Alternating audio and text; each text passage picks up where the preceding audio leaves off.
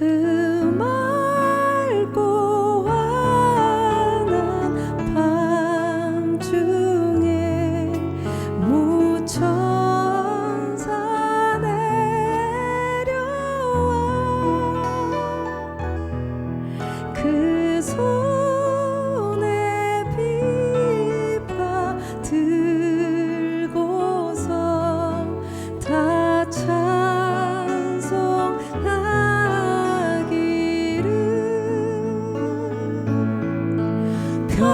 평강의 왕이 오시니 다 평안하여라.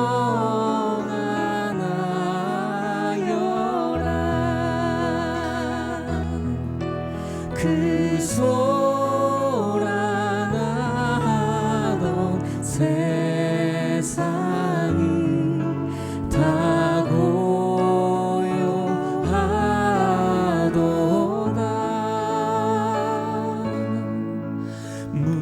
무천사 날개 펴고서 이 땅에 내려와 그때에 부른 노래가 또다시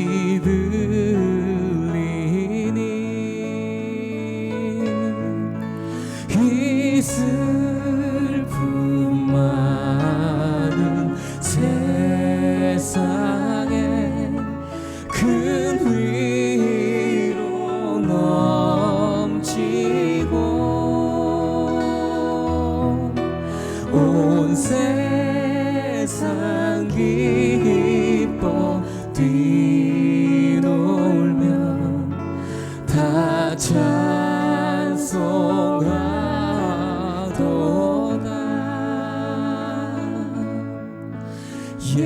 예선지 예언 응하여 베들레헴 성에 주 예수 탄생하시니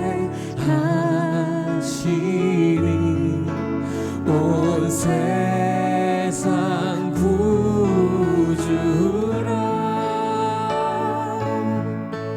저 천사 기쁜 노래를 또 다시 부르니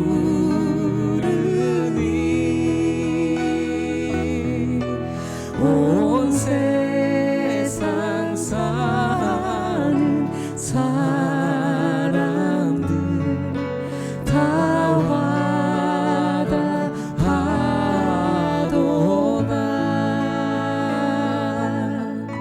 온 세상 사는 사람들 다 와다하도다.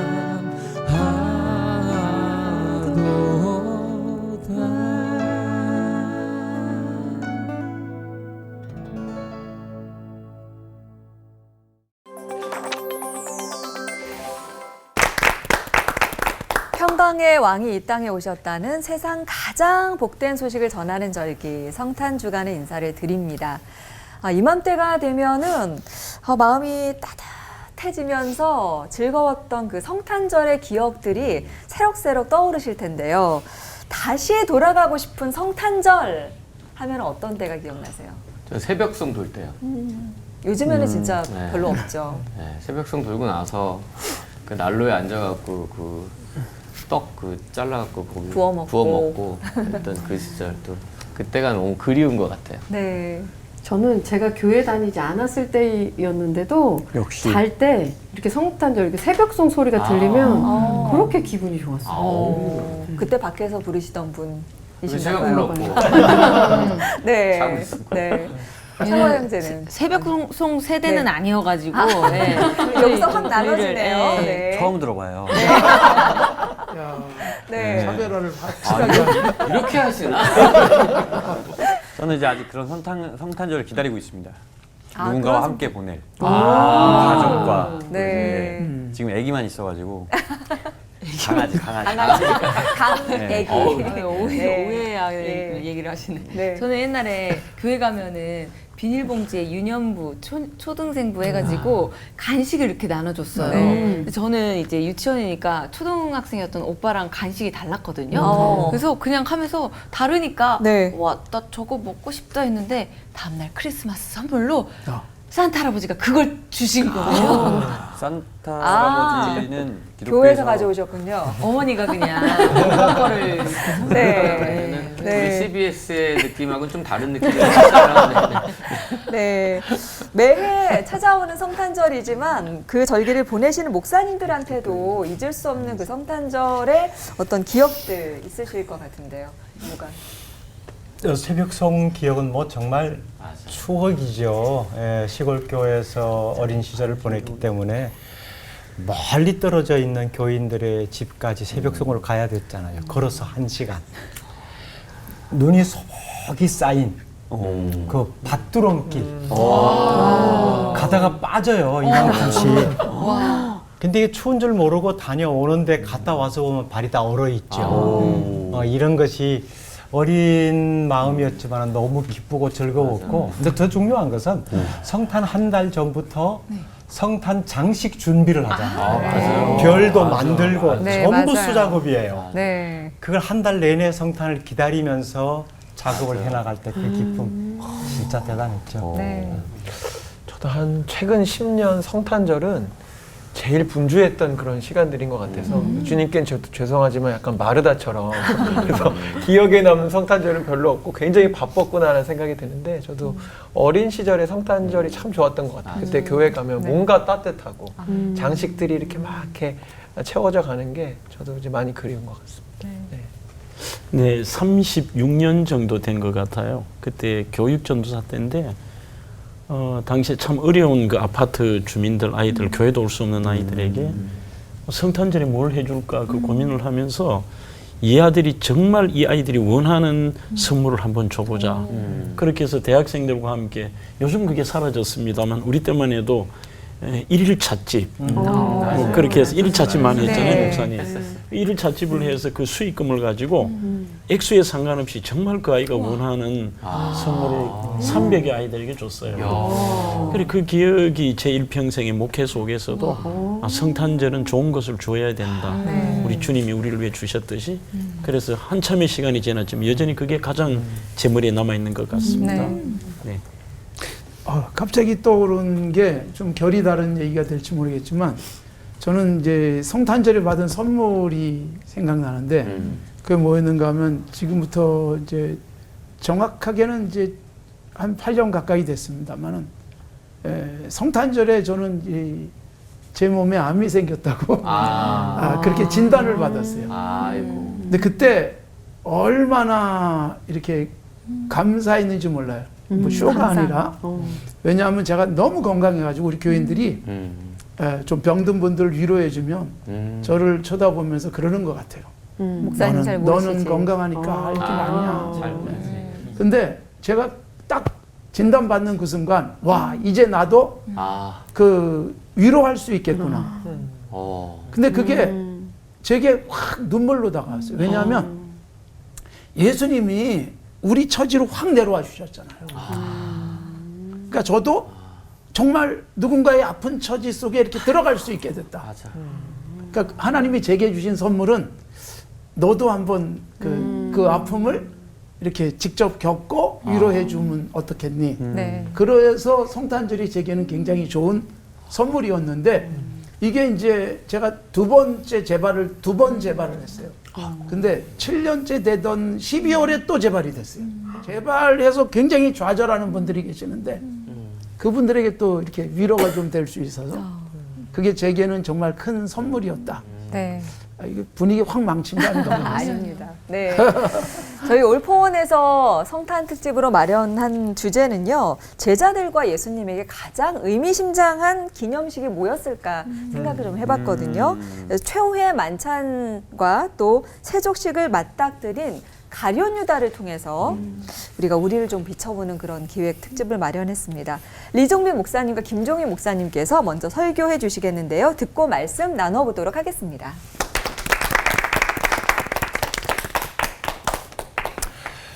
기쁘고 즐거운 성탄절인데 주제가 조금 무겁긴 합니다.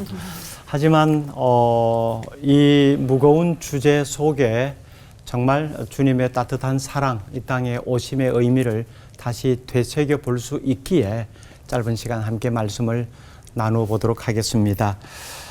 예수님은 십자가를 지시기 전에 제자들과 함께 마지막 유월절 식사를 하셨죠.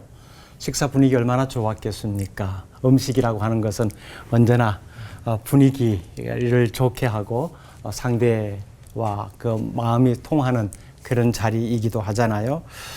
이런 식사 분위기가 무르익을 때쯤 돼서 예수님께서 참 생뚱맞은 말씀을 하십니다.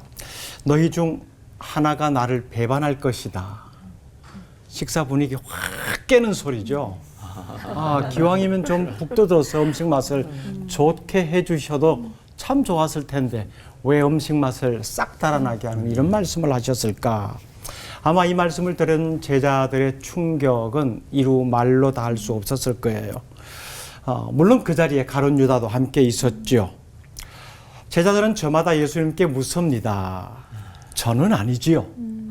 저는 아니지요. 저 아닌 거 맞지요? 이렇게 말입니다. 근데 사실 예수님은 자신의 팔자가 누구인지를 알고 계셨고 우회적으로 그 사람이 누구인지를 말씀해 주신 거죠. 말씀을 이어가십니다. 나와 함께 그릇에 손을 넣는 그 사람이 나를 배반할 것이다. 근데 유대인의 식사 자리를 보게 되면은 그릇에 손을 넣는 사람이 한 사람이 아니거든요. 식탁에 둘러앉은 모든 사람이 그릇 하나에 다 손을 넣고 넣었다 뺐다 하면서 음식을 먹는단 말이에요. 그럼 12명이 다 배반할 사람? 맞습니다. 그럴 가능성을 예수님은 우회적으로 일러두신 거지요. 결국 이 말씀은 너희 중에라고 하는 특정한 한 사람을 지목하기보다는 너희 모두가 다 그럴 가능성을 가지고 있다라고 말씀하신 겁니다. 실제로 예수님의 제자들은 예수님께서 십자가에 달리실 때 다 뿔뿔이 흩어졌잖아요. 모른다 하기도 하고 비록 입술로는 모른다 안 했지만 행동으로 다 나는 몰라요라고 등을 돌렸던 것 아닙니까? 너희 중 하나가 나를 배반할 것이다. 나와 함께 그릇에 손을 넣는 그 사람이 나를 배반할 것이다. 이 말을 들었을 때 그 자리에 있던 유다의 심정이 어땠을까요? 이미 계획을 하고 있었던 것 아닙니까? 이거 들킨 것 아니야? 굉장히 불안했을 것으로 여겨집니다. 아마 그래서 그런지 다른 제자들보다 훨씬 더 강하게 질문을 합니다. 랍비요, 저는 아니지요. 네, 굉장히 강조하는 겁니다. 우리말 속담에 도둑이 제발 저린다 하는 말 있잖아요. 근데 이럴 때 사용하는 거죠. 강한 찔림이 있어서 강한 부정의 반어법을 쓰는 겁니다. 어쩌면 나는 결백합니다라고 말은 하고 있지만은 어떻게 나인 줄 알았습니까? 라고 하는 이 표현이기도 한 것 같습니다. 예수님은 가룟 유다가 배반할 것이라는 걸 이미 알고 계셨지요. 자, 그러면 저는 아니지요라고 하는 이 말 속에 담긴 의미는 무엇일까요? 이런 의미 아니겠습니까? 나만 아니면 되는 것 아니에요? 저 사람 배반할 수 있는데 나는 아니거든요. 예, 저는 아니에요. 절대로 아니에요. 나만 아니면 된다는 생각. 결국은 책임을 다른 사람에게 전가하는 말이 될 수가 있습니다. 여러분은 어떠세요?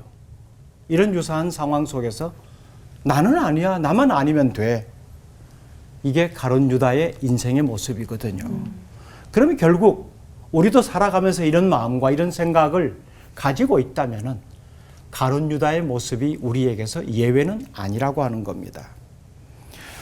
세상살이 속에서 사람들의 모습을 보면 어지간해서 잘못을 스스로 인정하는 경우가 참 드뭅니다. 일단은 모른다라고, 아니라고 발뺌하고 봅니다. 그래서 어쩌면 제자들이 예수님께 반문한 저는 아니지요 라고 하는 것이 우리 삶의 일상의 반문이 되어 있는지도 모릅니다. 정말 나는 아닌 걸까요? 이게 유다만이 물을 수 있는 랍비여, 진짜 저는 아니지요 라고 하는 말일까요? 이게 다 우리들에게 해당되는 말입니다. 저는 아니지요 라고 하면서 책임을 회피하고 싶고요. 저는 아니지요 라고 하면서 책임을 다른 사람에게 전가시키면서도 아무렇지도 않게 생각합니다. 적어도 우리가 그리스도인으로서 제가 그랬습니다. 혹시 제가 아닐까요? 라고 하는 정직하게 고백하는 사람을 주님께서는 보고 싶어 하시겠죠. 예수님께서 이 땅에 오신 것 바로 우리가 저는 아니지요 라고 하는 마음을 가지고 있는 이 삶을 혹시 저일 수도 있습니다. 혹시 제가 맞을 수도 있어요 라고 하는 말로 바꾸는 삶을 주시기 위함이 아닐까요? 죄 없는 척, 거룩한 척 하기보다는 바로 저입니다라고 솔직히 잘못을 고백하는 자들에게 하나님께서 주시는 은혜가 훨씬 큽니다. 이 귀한 즐거운 성탄절에 그 은혜를 우리 모두가 기대해 봅니다. 함께 기도하겠습니다. 거룩하신 하나님, 부족하고 변명 일삼기를 좋아하고 책임 전가하는 것이 일상이 되어 있는 우리의 삶에 오히려 예수님께서는 모든 인류의 죄를 홀로 감당하시고 내가 너희 모든 죄를 사해 준다라고 하는 자신이 죄 없음에도 불구하고 마치 천하의 죄인은 당신 혼자인 것처럼 그렇게 우리 앞에 모습을 보여주셨는데 주님의 사랑을 받고 살아가는 우리 또한 여전히 저는 아니지요라고 묻고 살아가고 있지는 않는지 돌아봅니다. 다시 한번 주님께서 이 땅에 오신 그 진정한 목적과 의미를 되새기는 이 좋은 계절에 진솔한 고백, 주님, 제가 그랬습니다. 저의 잘못입니다. 라고 정직한 삶을 살기로 결단하는 우리 모두가 되게 하옵소서. 예수님 이름으로 기도드립니다. 아멘.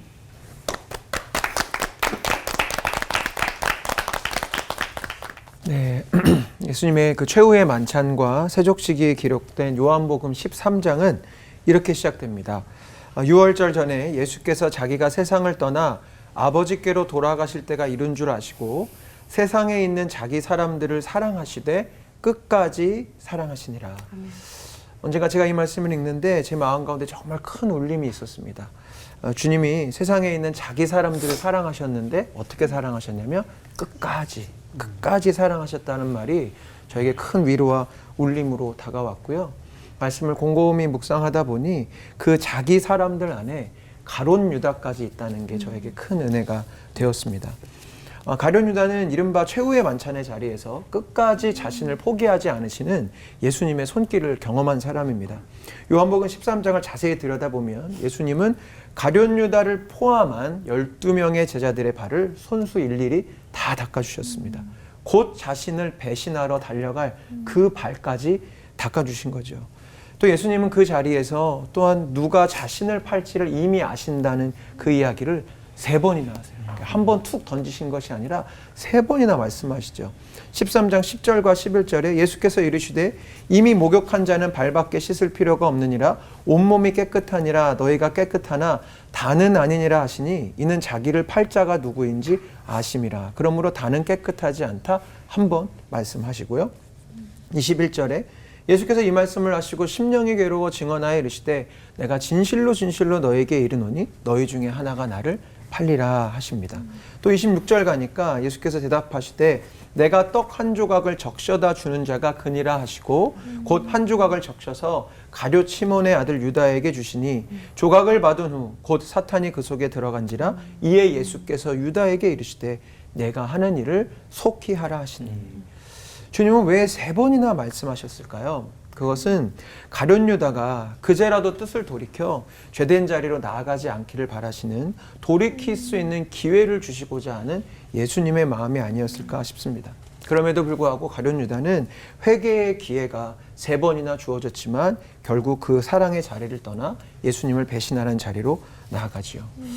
잠시 뒤에 가룟 유다는 예수님을 판 뒤 깊은 죄책감과 함께 자신이 잘못된 선택을 했다는 것을 깨닫습니다. 이 깨달음은 베드로의 것과 같은 깨달음이었어요.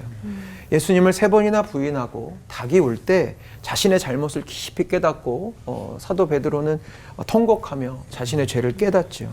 그런데 베드로와 가룟 유다의 극명한 차이가 있습니다.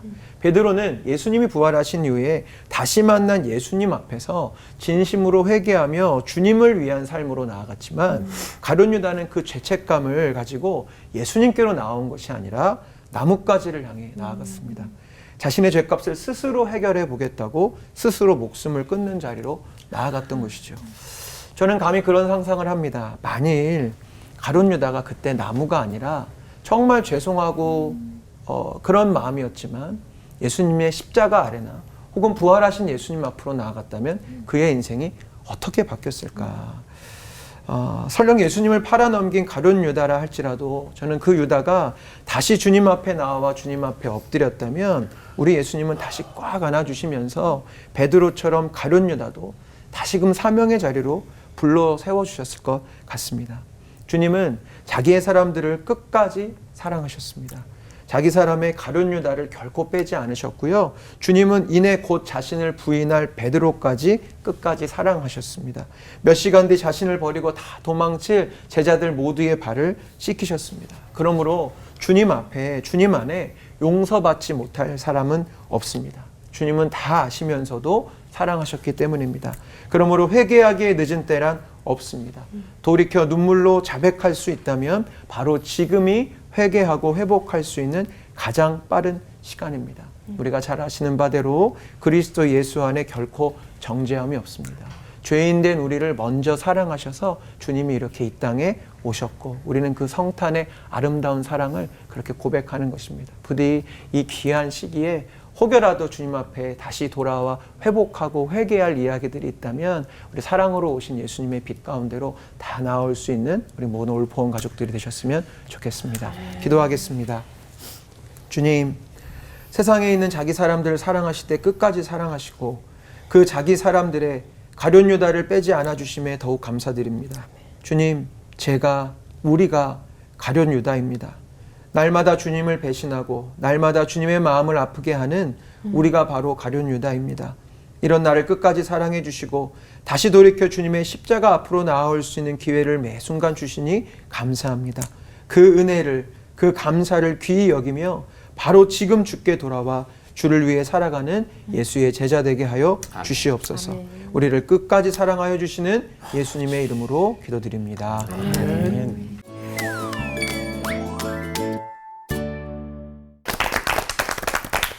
예수님께 저는 아니지요 라고 물어봤던 제자들의 마음이 어땠을까 좀 생각을 해봤는데요. 아니라는 답을 듣고 싶지만 본인도 확신할 수 없는 마음이 아니었을까라는 생각이 들고요. 또 우리도 그렇지 않을까라는 생각이 들면서 우리 안에 자리한 유다의 마음이 있구나 부인할 수가 없는 것도 같습니다. 저는 그 예수님 입장에서 한번 생각해 봤어요. 만약에 나를 배신한 사람이 정말 아닌 것처럼 저는 진짜 아니죠.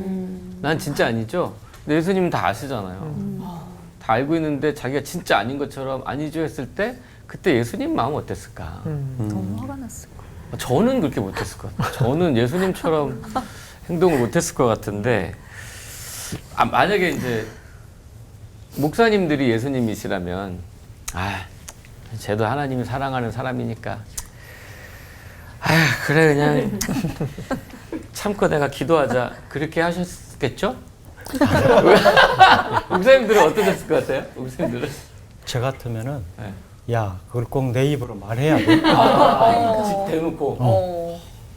얼굴 표정이 참 그 자연스럽게 사랑의 표정이 안 담길 것 같아요. 그러니까. 아니면은 네. 이렇게 그 식사 자리니까 뭐 꼭 당사자를 바라보는 건 아니겠지만 야, 그 꼭 내 입으로 말해야 돼. 이러고 슬쩍. 아, 이거 솔직하잖아요. 네. 민 목사님 눈에 이렇게 분노가 잠깐. 그거 아니에요? 밥 다 먹고 얘기하자. 네, 장 목사님 어떠세요? 저 같은 경우는 좀 더 악한 본성이 드러날 것 같아요. 계속해서 직접적인 멘트는 하지 않지만 집요하게 드러내려고 계속해서 얘기할 것 같아요. 네. 솔직한 제 마음이고 집요함이 있지 않을까. 그리고 두 가지 시선을 통해서도 또 압력을 무언의 고백을 드러내려고 하는 계속 쳐다보면서 눈 보고. 네, 네. 직접적인 말은 하지 않지만 그래서 오히려 이 사건을 통해서 저 자신의 인간의 악한 본성을 한 번 더 생각해 보게 돼요. 우리도 알게 됐습니다. 목사님의 본성을. 목사님은 어떻게 하실 네. 건데요, 그럼? 너야 임마. 그래야지. 바로. 직접적으로. 목사님 바로. 네, 바로. 바로. 이게 왜 그런가 하면 이제 직접 찍어주지 않으면 살살 피해 도망 다녀요. 진짜 아닌 것처럼 막 하니까. 예, 예수님 당시에 예수님이 그 가늠하다가 현장에서 잡힌 여인들을 끌고 온 사람들에게 너희 중에 죄 없는 자가 돌을 들어 쳐라 그랬을 때 이 사람들이 슬금슬금 다 도망가 버리는 거예요. 그냥 피해버리고 마는 거예요. 그러니까 자기를 인정도 못하고 그렇다고 바꾸지도 않는 거죠. 그렇기 때문에 직접 찌르지 않으면 안 바뀌어요, 세상이. 좀 더 저희들이 생각해야 될 부분은 예수님께서도 직접적으로 하실 수 있으셨을 텐데 제가 김 목사님 말씀에 전적으로 공감을 하고요. 개별적으로나 그걸 직설적으로 죄에 대한 것과 문제를 지적하되 우리가 저런 공동체 속에서 그분의 어떤 나름대로의 주님의 배려가 아니었을까. 우리의 전체 앞에서 모욕적인 이런 것들은 좀 피해야 되지 않나. 네. 그런 생각도 좀 더 붙여보고 그러니까 싶습니다. 우리 1대1로 그렇죠. 지적을 1대1. 해줘야죠. 불러서. 네, 네. 그건 전적으로 공감합니다. 귀속말로 너야. 배신당하지 않는 방법은 제가 먼저 배신하면 되는 겁니다. 저만의 생존 방식입니다. 노하우. 네, 저만의. 배신자. 근데 저는 인간이 왜 배신을 하는 건지부터가 참 이게 근본적인 문제인 것 같은데 이 가룟 유다도 살림을 맡길 정도로 예수님이 인정했던 제자고 은 30냥이 지금으로 따지면 한 현금 500만 원 정도라고 하는데 그거 받으려고 과연 예수님을 배신했을까? 또 아니면은 거꾸로 예수님께 뭔가 배반당한 느낌을 좀 들었던 건 아닐까? 왜냐면 열심일수록 뭔가 자기가 기대했던 이 뭔가랑 좀 다를 때 갑자기 확 돌아설 때가 있거든요. 그래서 좀 이런 게 궁금합니다. 이종민 목사님. 근데 인간이 왜 배신하게 되느냐라고 한번 좀 생각해 보면은 출발할 때 상대와의 관계 속에서는 좋아요. 좋은데 서로가 생각하는 관점이 다를 수 있어요. 지향하는 목표가 다를 수 있고 처음에는 그게 나타나지 않는데 시간이 흐르면서 두 사람과의 관계가 여기서는 가룟 유다와 예수님과의 관계가 될 수 있겠죠. 지향하는 목표가 조금 다르게 나타나기 시작한 것을 가룟 유다가 느꼈겠죠. 참 우리 선생님 좋은 분인데 그래서 따라 나섰는데 그래서 제 정도 내가 보고 했는데 근데 본인이 생각한 내용들이 채워지질 않는 거예요. 우리 선생님의 좋은 면을 통해서 이런 것을 얻기를 원했는데 본인이 생각했던 좋은 것은 맞는데 채워지지 않는 자신이 얻기를 원했던 것이 채워지지 않음으로 인해서 좀 실망스럽다. 선생님이 나쁜 사람은 아닌데 왜 꼭 저렇게만 해야 되는가? 그래서 등을 돌린 것이 아닐까 생각해 보면 우리의 일상적인 관계 속에서도 마찬가지일 것 같아요. 좋은 마음을 가지고 같이 출발했는데 시간이 흐르다 보면은 왜 꼭 저렇게만 해야 돼? 저 사람이 하는 생각이 하는 모습이 나쁜 건 아닌데 꼭 저 방법이라야 돼? 이런 거죠. 그래서 방법이 나하고 안 맞아. 좀 실망스럽다. 좀 더 과격하게 해주길 바라는 입장에서는 왜 저 선에서 딱 멈추지? 라고 하는 것에서 실망을 느낄 수 있겠다 싶거든요. 실제로 뭐 제 경우도 그런 경우가 종종 있어 왔고 서로가 나쁘다라고 하는 건 아닌 것 같아요. 가지고 있는 것이 자기 방식대로 채워지지 않는 것. 네. 그런 것에서 유다가 좀 상처를 입지 않았나. 제가 조금 부언을 하면 가룟 유다의 변명 이런 것들이 있어요.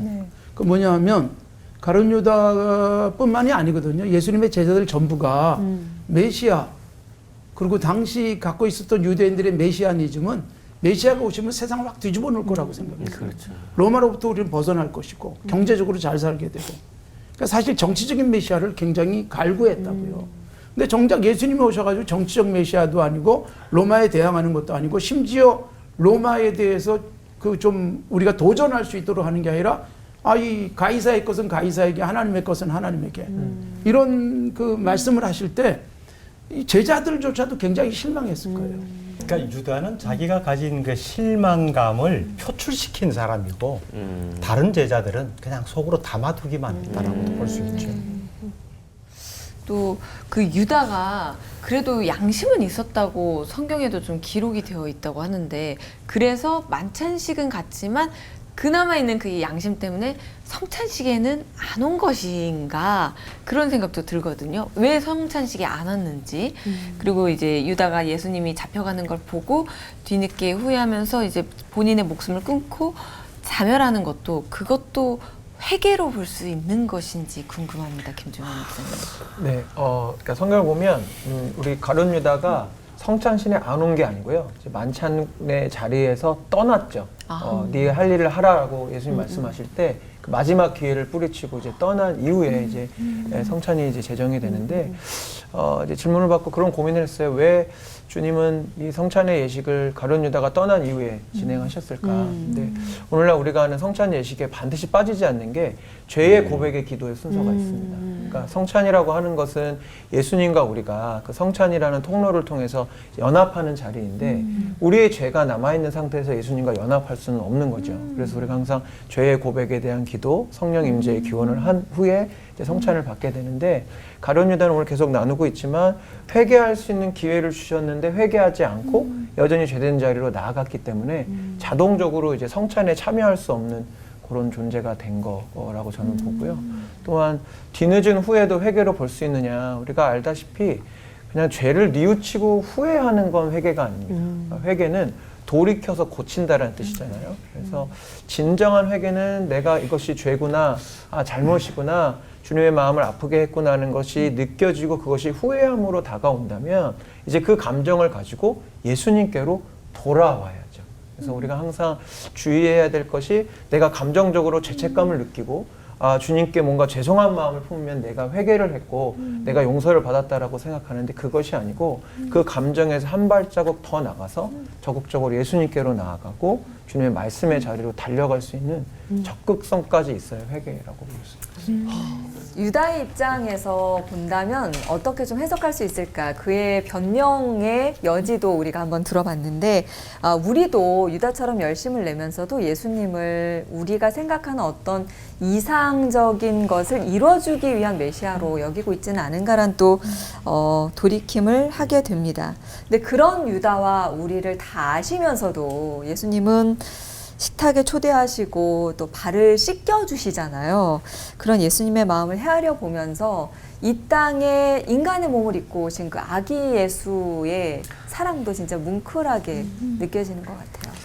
그래서 과연 우리는 얼마나 다를까? 그래서 같이 생각해 보기 위해서 드리는 돌발 질문 한번 가보도록 하겠습니다. 첫 번째 질문 빠르게 답해 주시고 혹시 생각도 간단하게 얘기해 주시면 너무너무 감사하겠습니다.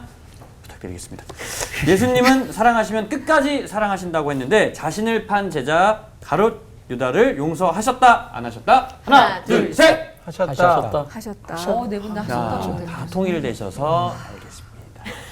용서하신 것과 용서받는 건 다르다는 거죠. 나는 용서해, 그 사람.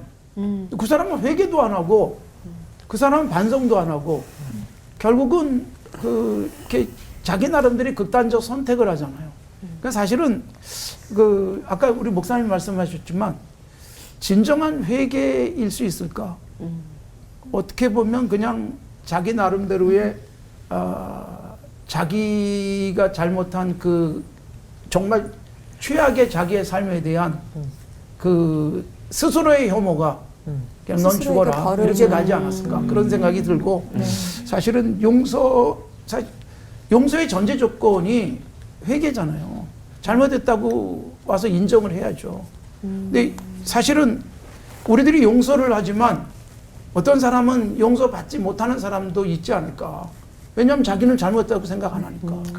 그런 부분 그냥 슬퍼만 하고 사실 그 공개적으로 내가 잘못했다고 그 하든지 아니면 당사자에게 가서 확실하게 은밀하게라도 하든지 했어야 되는데 사실은 당사자가 안 계시긴 했죠.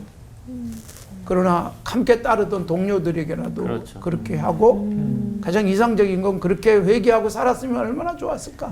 십자가 앞에서라도. 네. 장창성 목사님은 어떤?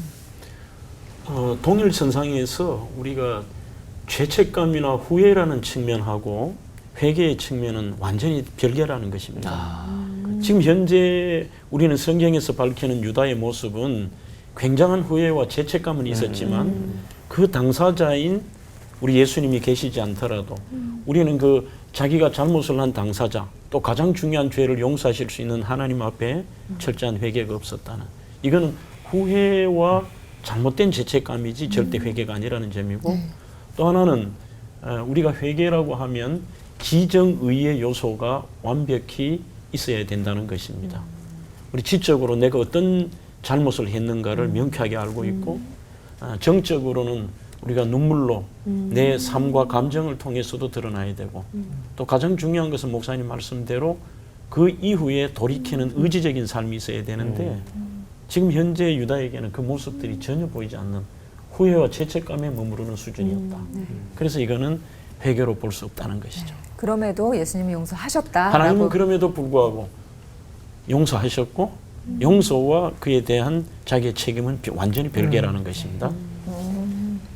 그러니까 저는 아까 설교에서 말씀드렸지만 우리 주님의 사랑과 용서에 끝까지라는 표현이 붙은 게 참 감사하고 또 우리가 닮아가야 될 부분이 아닌가 싶어요. 왜냐하면 우리도 나름대로 관계 가운데서 배신과 또 거짓말과 이런 일들이 있으면 모르겠으면 저 같은 경우에는 끝까지가 아니라 여기까지인 것 같아요. 그러니까 내 나름의 선은 두는데 앞단어가 다른 거예요. 그래, 너랑 나랑은 여기까지. 그러네. 끝까지 내가 잊지 않고 복수한다. 진짜 끝까지. 목사님만큼의 그런 강인함은 없고요.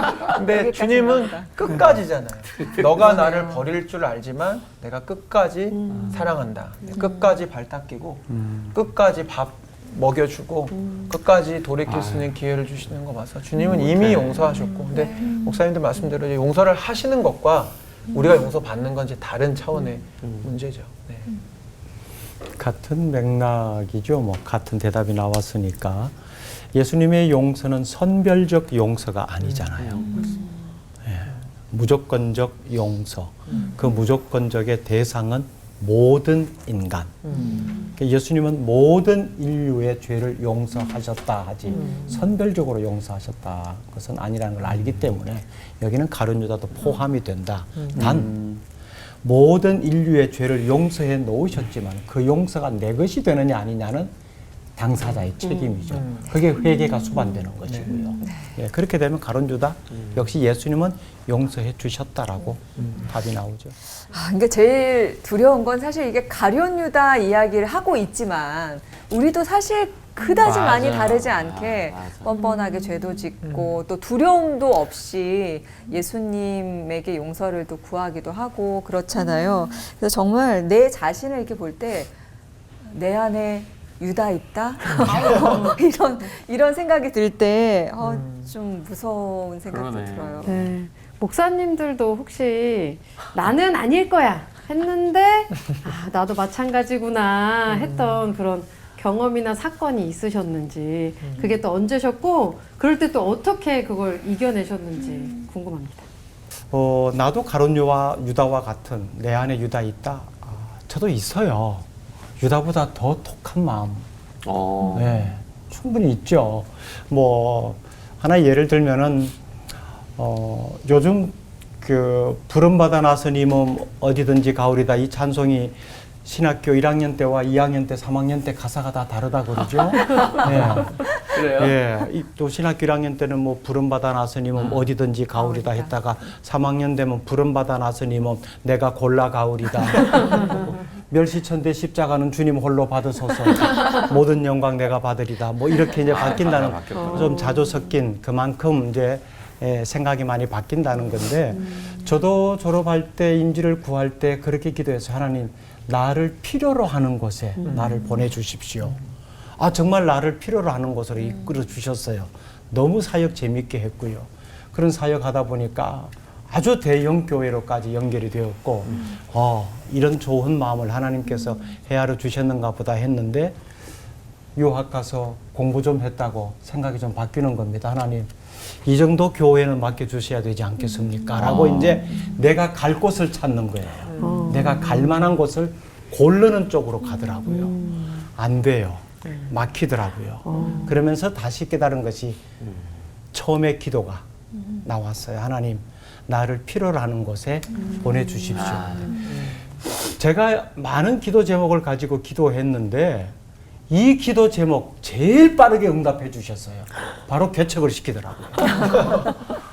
세상에 이 정도 교회, 이 정도 규모로 해야 되지 않겠습니까? 라고 살폈는데 딱 5가정 데리고 개척해 그러잖아요. 생각지도 못했던 상황인데 알겠습니다. 가라고 하시는 곳이니까 가지요. 라고 개척을 시작했어요. 그러더니 또 어떻게 또 하나님께서 마음을 읽으셨는지 너를 필요로 하는 곳이 있다 라고 지금의 사역지로 또 보내주셨거든요. 그래서 이게 가룟유다의 마음이 조금 이렇게 상황이 좋아지면은 초심이 없어지고 가룟유다도 처음에 예수님 따를 때는 선생님으로부터 좋은 영향 받아서 좋은 삶을 살겠습니다 했을 텐데 그게 자기의 생각과 조금 각도가 어긋나니까 결국 자기 고집 부리다가 그렇게 된 것 아니에요. 아, 이거 내 생각이 틀렸다라고 즉시 방향 수정이 되었어야 되는데 이 끝까지 방향 수정을 못한 거예요. 저는 그렇게 보고 싶거든요. 그래서 고집이 정말 인생 망가뜨린다. 아, 고집을 빨리 꺾고 내려놓아야 된다. 고집 제대로 꺾었으면은 베드로처럼 통곡이라도 하고 다시 돌아설 수 있는 기회를 얻었을 텐데 이 고집 못 꺾었다는 거죠. 내 안에 가룟유다 있습니다. 네, 제 안에도 있습니다. 근데 이렇게 보면 가룟유다의 모습이 어쨌든 예수님을 팔아서 자신의 유익을 구하고자 했던 이제 그런 모습인데 사역을 하다 보면 그렇게 이제 겉과 속이 다른 그런 특별히 함께 사역하는 사역자들의 모습을 이제 같은 사역자이다 보니까 가까이서 보게 될 때가 있어요. 그래서 강당 아래에서는 막 싸우고 이기적이고 막 이런 모습인데 언제 그랬다는 듯이 싹 올라가서 찬양하고 막 이런 모습을 이제 제가 무대 뒤에서의 모습을 아니까 그 모습이 너무 화가 나고 그 화가 나중에는 분노가 되고 나중에 이제 미움까지 되더라고요. 그래서 어느 누군가가 이렇게 앞에 서면 예배가 안 되는 거예요. 그래서 어느 날 그 예배 시간에 하나님 앞에 기도했어요. 주님, 아무개가 너무 미워서 지금 예배도 안 되고 정말 하나님께서 어떻게 좀 처리를 좀 해주십시오. 공의롭게 상황을 드러내 주시든지 아니면 뭐 저 사람을 어떻게 해주는데 그때 주님이 제 마음 가운데 어떤 마음을 던져주시냐면 그럼 너는 얼마나 완전하냐. 네, 너는 얼마나 완벽하냐. 너부터 처리해야겠다. 주님이 저부터 처리에 들어오시더라고요. 그러면서 정도의 차이는 있겠지만 저 역시도 강당 아래서 정말 하나님 앞에 또 가족들 앞에서 부끄러운 모습들을 많이 보였던 것들을 주님이 가족들 앞에 처리를 해주시면서 그래 맞아. 내가 누군가를 정죄하고 판단할 주제가 아니구나 그러면서 그 시간 이후부터는 저 스스로를 위해서도 또 그를 위해서도 기도하기 시작했어요. 그래서 아무튼 제 안에 유다 있지요. 저는 죄성과 가능성에 대한 얘기를 좀 드리고 싶습니다. 하나는 어찌 보면 인간적인 우리 죄성은 유다와 다를 바도 없고 우리 자신에게도 그렇게 맞닥뜨렸을 때 맞닥뜨리지 않았을 뿐이지만 그런 가능성을 품고 있는 죄인이 아니냐. 저는 좀 유치한 얘기를 하나 드리려고 하는데 유학 중에 처음부터 제가 한국에 올 때까지 피자 배달을 했어요. 피자 배달을 하면 수년을 하면 단골집을 다 외워요. 이렇게 외우면 이렇게 부류가 나눠지죠. 이렇게 팁을 많이 주시는 분, 또 적게 주시는 분, 아예 안 주시는 분, 주지도 않지만 부해질까지 하는 분, 이렇게 구분이 돼요. 그러면은 이 부해질이라는 말은 사람 화를 돋군다는 뜻이잖아요. 이 사투리입니다만. 그러면 그런 부류들이 이렇게 주소가 나오면 이게 알아요, 단골집을. 이 사람 가면 참 정말 스트레스 받고 한 번 나가면 보통 이렇게 저희 차로 50센트의 기름값을 줘요. 50센트면 오늘 이 문제 이분은 거리가 차로 30분 가야 되는. 주문하면 안 되죠, 그러면은. 그렇게 30분 거리인데 가시면 꼭 피자가 식었다, 샐러드에 문제가 있다, 라자냐가 어떻다 그렇게 핑계를 대면서 또 팁을 안 주셔요. 그러면 한 번 다녀오면 저는 엄청난 손해인 거죠. 팁을 가지고 살아야 되는데 한 번은 가니까 전부 이 딜리버리들이 안 나가려고 해요. 주소를 보더니만 그래도 나는 목회자잖아. 그래서 그걸 가지고 갔어요. 배달을 가니까 이렇게 거라지 앞에 화단의 턱에 그만 제가 걸려버린 거예요. 밤에. 그러면서 이걸 쏟아버린 거죠. 이걸 쏟으면서 급하게 피자는 잡았는데 샐러드 볼은 그만 쏟아져 버려요. 이렇게 쏟아져 버린데 한 1, 2초도 안 되는 것 같아요. 제 머리에. 야, 큰일 났다. 다시 돌아가기는 너무 멀어. 또 갔다 와도 또 이게 이 사람도 저에게 야단을 치겠지만 주인도 그렇고 이걸 어떻게 하지? 그 순간적인 순간에 어떤 생각이 드느냐 하면 다행히 피자는 쏟아지지 않았고 샐러드 볼이 잔디밭에 떨어졌네. 그래서 다시 볼을 열고 네, 양상치 토마토 2쪽 그다음에 이 올리브 다행히 드레싱은 쏟아지지 않았어요. 놓고 이렇게 덮었어요. 덮어서 배달하니까 그분은 늘 제가 그걸 악용했던 거죠. 이분은 늘 갈 때마다 술이 취해 계세요. 50대 한 말에 백인 아저씨였는데 문을 열고 들어가니까 딜리버리맨 인사를 하더니만 피자를 검사를 해요. 그날은 뭐 제 마음 계속 쿵닥거리는 거죠. 또 무슨 트집을 잡지 않나. 피자가 쏟아지면서 뭐 이렇게 찌그러뜨리지 않았나. 그런데 그분이 굿이래요. 그래 받았는데 문제 이제 샐러드 볼을 열더니만 한참 앞으로 가서 뒤로 가서 막 보더니만 한참 뒤에 벨이 굿이래요. 그래서 뜯고 새로운 샐러드. 앞으로 계속 쏟으셔야겠네 거기서. 그렇게 해서 그날은 뭐 팁이 중요한 게 아니라 금액을 받아서 차에 피자 가방을 던지고 핸들을 잡는데 눈물이 쏟아지는 거예요. 회개가 아니고 너무너무 속된 표현으로 쪽팔리는 거예요. 하나님 앞에. 야, 내가 목회자냐? 저 술 취한 사람 앞에서도 내가 이 정도밖에 안 되는 인격인데 내가 무슨 목회자고 내가 뭘 할 거냐는. 그래서 그때 그 별것 아닌 사건들이 제 머리에 굉장히 오래 남아서 오히려 지금 우리 주제가 회개에 대한 이야기인데 그때 이후로 우리가 남이 보지 않는 부분이나 작은 부분에도 내가 하나님 앞에 떳떳하게 되겠다는 하나의 의지적인 회개를 하는 뭐 그런 상황인데 이런 유치한 상황 속에도 여전히 가룟 유다와 같은 그런 모습들을 보였다는 부끄러운 기억이 납니다. 목사님 위로받을 만한 그 뉴스가 난 게 있어요. 외신인데 피자 배달하는 사람이 엘베 안에서 그 짧은 시간에 토핑 다 빼서 먹고 그렇게 배달을 했대요. 그거랑 신났습니다. 조금 더 붙이고 싶은 것이 간단하게 우리가 회개에는 의지적인 측면과 또 이런 돌이킴이 있어야 되는데 제가 안식 올 때 갔어요. 그 피자 해서 너무 죄송해서 가니까 그 피자 가게 주인이 갈 필요 없대요. 그 이유가 그분이 돌아가셨다는 거예요. 아이고. 저는 가서 용서도 구하고 좀 맛있는 거 사드리려고 하니까 받을 기회도 없어졌네. 네, 기회가 없어져 버린 거예요. 그래서 저에게는 아마 평생 기억에 남을 우리가 그 회개해야 될 당사자에 대한 즉각적인 회개, 가장 중요한 하나님 앞에서의 철저한 회개. 근데 이게 우리는 중요하다고 생각합니다. 이렇게 잘못한 부분에 대해서만 너무 비중을 맞추는 경우가 있어요. 선을 행할 줄 알고도 행치 않으면 죄니라 그랬는데 그 잘해야죠. 그 선한 일을 해야 되는데 그건 안 했지만 나쁜 일도 안 했다. 그래서 이제 해에 말이 돼가지만 무슨 고백들을 하는가 하면 올해도 대과 없이 지나왔습니다. 큰 과오 없이 지나왔다는 거예요. 그러니까 잘못을 많이 저지르지 않았으니까 나는 다행이다, 괜찮다. 잘했다라고 착각하는 거죠. 아무것도 안 하면 될까? 아무것도 안 하면 죄입니다. 대가도 없죠. 성경적으로 아무것도 안 하는 건 죄죠. 그러니까 아무것도 안 한다는 게 악한 짓도 안 했지만 선하지도 않다. 성경적으로 선과 악의 중간이 없어요. 악하고 게으른 족이냐 선하고 충성된 족이냐지 중간이 없어요. 그러니까 선하지 않으면 착하지 않으면 악한 거예요. 충성되지 않으면 이건 게으른 거죠. 그러니까 중간이 없는데 우리는 중간을 계속 걷는 거죠. 나는 이쪽도 아니고 저쪽도 아니고 난 나쁜 짓도 안 했지만 착한 일도 안 하고 사악한 일 안 했지만 나쁜 짓도 안 했으니까 이걸로 위안받고 가고 싶은 것 이게 더 위험할 수 있지 않을까. 적극적으로 선을 행하자. 예. 거룩하게 산다는 건 거룩한 척이 아니라 정말 거룩하게 살아내야 되는 거구나라는 걸 또 오늘 확인을 했습니다.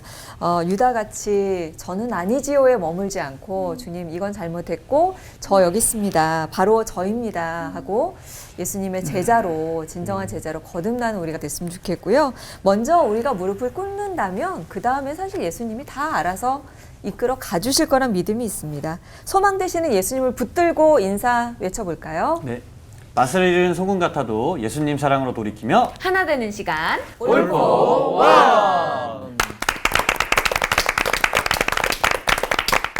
궁금했던 신앙 질문을 올포원에 보내주세요. 선정된 분들께는 이스라엘 네게브에서 생산된 최고급 엑스트라 버진 올리브 오일을 드립니다. 네게브 올리브 오일을 드실 때마다 이스라엘 사막에 회복의 푸른 나무가 심어집니다. 많은 참여 부탁드립니다.